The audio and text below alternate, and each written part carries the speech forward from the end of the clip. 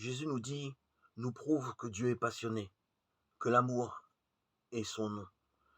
Dans son attitude et dans son enseignement, il ne cesse de transgresser la froide logique de la loi et de la raison.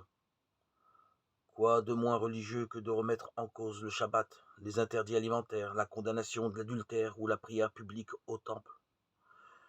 Quoi de moins raisonnable que de vanter un intendant malhonnête, un patron injuste, qui donne le même salaire aux ouvriers de la première heure et de la 11e heure? Quoi de plus fou que d'aller au-devant de la mort, et sans autre équipement qu'un amour désarmé et désarmant, qui meurt en pardonnant?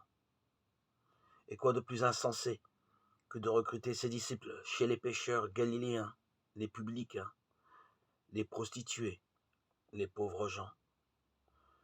Nous sommes pourtant de cette race de croyants-là, pas de comptables du permis et de l'interdit, pas de guerriers d'une religion conquérante, pas les évadés de ce monde de chair et de sang à la recherche d'un paradis perdu.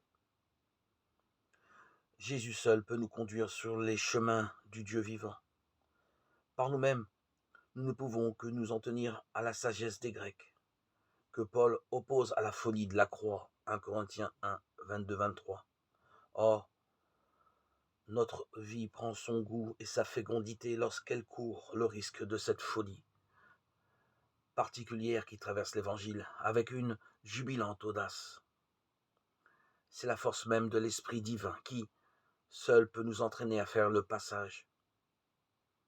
Il est donc vital de nous ouvrir à l'Esprit.